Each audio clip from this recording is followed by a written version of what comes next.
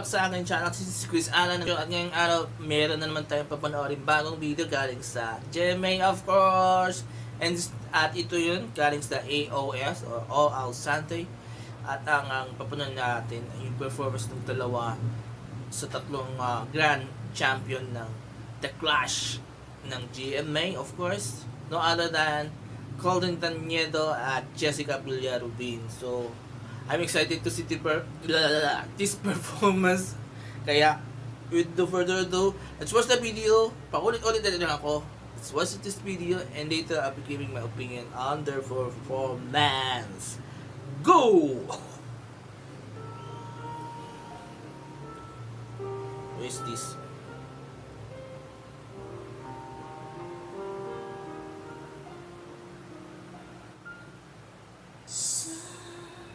Din yun.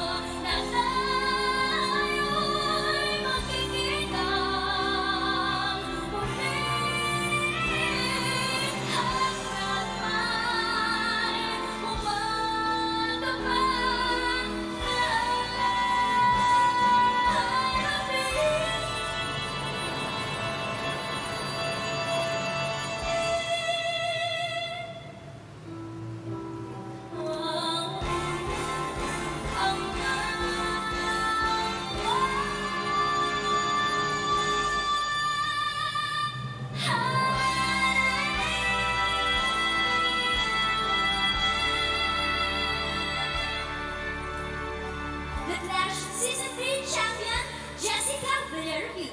Sa piling mo lang nadarama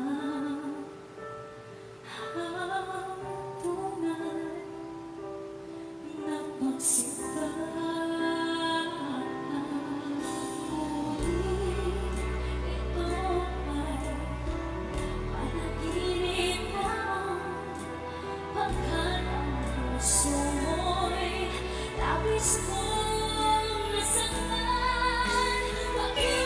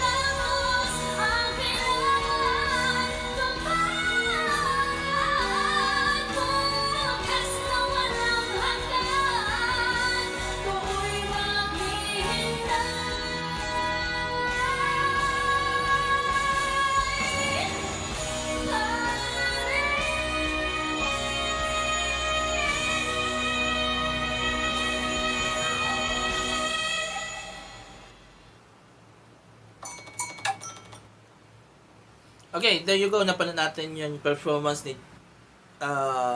Golden Janedo at Jessica Villarubin. So, parang sumingit lang si Jessica doon. Pero, magaling yung performance niya. Okay, pag-usapan muna natin si Jessica kasi siya naman yung nabanggit ko na una. Ang laki ng pinagbago ng performance ni Jessica compared nung time na she was competing in The Clash. Siguro napansin yung mga reaction video ko in the past na medyo hindi ako 100% support kay Jessica. Not because hindi siya magaling, but because I felt na may kulang sa performance niya. And kaya nga nababash ako nung lately dahil sa mga comments ko. Because nafe-feel ko na parang hindi siya totally confident. Yung parang pang, yes, ang ganda ng boses niya. But yung performance niya, mararamdaman mo na may kulang. Diba? Parang hindi niya binibigay yung lahat. Unlike this performance, talagang maramdaman mo na bigay na siya. And that is because confident na siya. And alam natin kung bakit siya naging confident. She went through a procedure na nagbigay sa kanya ng confident. Diba? Ng mas maraming confidence.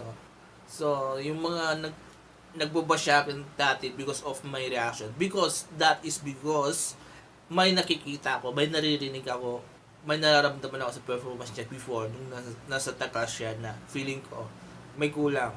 Hindi ako nagdi-disagree to sa boses niya. Ang ganda ng boses niya, pero feeling ko talagang may kulang. Parang sila ni Jenny. Si Jenny rin. Ang galing ng boses niya, pero Jenny Cabrera, I'm talking to Jenny Cabrera. Ang galing ng boses niya, pero naapektuhan rin siya ng kaba naman niya. Kaba naman sa kanya, hindi siya yung may confidence si Jenny Cabrera, pero kinakabahan lagi sa every performance niya sa The Clash. Dito naman kay Jessica, less confident siya, diba? So this one, mas maganda yung confidence niya, as in talagang ramdam na ramdam mo na yung performance niya and the boses. Wala tayong question sa boses, diba? One of the best voices that we have from the Clash alumni, diba? Then punta naman tayo kay Golden ang kauna-unahang champion. And yung performance niya ang ganda, ang galing. Nakikita na rin natin yung pagbabago ng boses niya, medyo lumalaki na hindi na yung tulad ng mga first 2 years niya sa GMA na ang nipis na boses niya. And ang sarap pakinggan, malinis yung boses niya, hindi siya yung ang sakit sa tainga, diba? Na lalo na yung mga complaint noon. Narinig ko mga comment noon, ang sakit daw sa tenga yung boses niya. Pero now, nababawasan na yung masyadong matinis ng boses niya. Kasi nagiging bilog na yung boses niya, nagdadalaga na kasi si Golden. So, definitely, mababago pa yung boses niya and lalong kaganda pa yung boses niya. Kasi, maganda na nga yung boses niya ngayon, mas lalong kaganda pa yan in the future. And I love the performance. At ito yung napansin ko, ito talagang forte ni Fortek. Apelyido ko. Meaning, ito yung talagang strength ni Golden, yung pagkanta ng mga OPM. Napansin ko talagang, kapag kumakanta siya ng OPM, talagang full yung emotion niya, yung wala siyang problema sa diction, mga kadod. As in, ang sarap niyang pakinggan. Compared kapag kumakanta siya ng English song, talagang medyo apektado. Apektado yung emotion, apektado yung lyrics, diba? Apektado a little bit. Pero hindi naman siya yung tulad dati na ang dami na questions na performance niya kapag kumakanta siya ng English. But now, nag-improve na siya. I can say, di ba may ako nagawa atang reaction video last time. Yung champions ata yun, na ang ganda ng performance niya sa English. Pero mapansin mo pa yung content na medyo struggling pa rin siya. Pero sabi ko nga, natututo naman yan eh. And isa pang pansin ko dito sa performance niya, dito lang sa performance sa hindi yun. Pansin ko bakit madalas pinapakanta kay Golden yung ikaw lang ang mamahalin. Question ko lang, bakit yun lagi? Maganda sana kung pinapakanta siya ng iba. Kasi nagiging trademark na niya yung song na yun. Kasi nga, from The Clash, tapos mga concert niya, mga shows niya, out of town shows, puro yun ang kinakanta niya. And I think parang it's about time for Golden na kumanta siya ng ibang song na kasing level nung ikaw lang ang mamahalin, diba? Kasi napapadalas eh. Ito pa lang, akin lang, lalo na sa AOS, sana iwasan na lang natin pakantahin sa kanya yung ikaw lang mamahalin. Kasi misyado na siyang, kahit ito ikaw ang ito na kung ikaw ang lahat sa akin is matas niyang kantahin. Pero, narinig ko siya dati yung nakinantahin. Pero itong ikaw lang ang mamahalin, sobrang gasgas na, and parang sa akin, proven na kayang-kaya niyang kantahin to, pero pwede naman, some songs naman na yun, talagang maganda. Kasing level nung ikaw lang mamahalin. Yun lang ang concern ko about sa kay Golden. And plus, 2 thumbs up pala doon sa GMA, lalo na sa AOS production, sa director, because ang galing ng stage, grabe. Pinanood ko yung stage ng ASAP, ang boring. Pinanood ko to, wow, ang sarap. Para kang nanonood ng concert. Ang ganda ng mga background designs. Diba, ang galing. Basta may mga kantahan na part ng AOS, ang galing, ang ganda ng background. And iba yung sayawan part nila, ang galing. Yun lang, may lang ako konting comment to sa mga nagsasayawan. Pero yung sa background, yung sa likod, ang galing ng stage, ang galing. As in, heaven. Parang pinagkagastusan ng GMA, nagsakap nila ng pandemic, napapagkastusan nila yung ganun kagandang stage, diba? Diba? And I'm sure magagalit sa akin mga fans ng ASAP na nakakaantok yung stage nila. Sa totoo lang. Kahit ang galing-galing ng mga singers ng ASAP, nakakaantok yung background nila, sa likod nila. Parang, kagayon na po yung performance ni Regine. Ang ganda ng performance ni Regine, pero ang boring yung likod. Sorry, huwag kayong magalit sa akin, pero this is a constructive criticism ko lang. Diba? Kinikilalang one of the longest musical variety show yung ASAP, tapos kung yung klaseng stage pa, diba? Samantalang itong AOS, kabago-bago, pero well, tignan mo yung stage. Actually, hindi lang yung AOS, napahangan na nila ako noon nung sa Studio 7. Ang galing. Talagang ang galing. Ang galing. I don't know kung yung director dito, si Paulo Valenciano, I have no idea. So, pero congrats sa director dito. And gusto ko pala idagdag kay Golden. 4 years na kasi si Golden as a winner, as a talent rin ng GMA.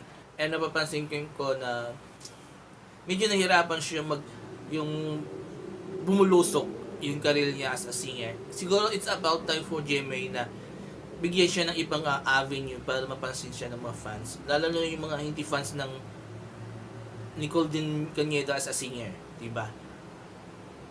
Parang gawin nila yung parang kay Julian, diba? Na gagawa rin ng mga TV shows. Eh, nakita naman natin na marunong umakting si Golden. Kunting polish lang, pero talagang galing. Diba yun sa may magpakailanman niya episode kung saan yung tungkol sa life story niya. Siguro it's about time to give her a project, acting project. Lalo na yung mga, siguro yung mga parang click, diba? Ganun. Parang TGI is ang dating mga grupo ng mga young star. Diba? So, I think it's about time for Golden na lumabas siya doon sa comfort zone niya as a singer at punta siya sa acting. And para naman mapansin rin siya na mas marami pa. Kasi yung kapag singer kasi parang limitado lang siya.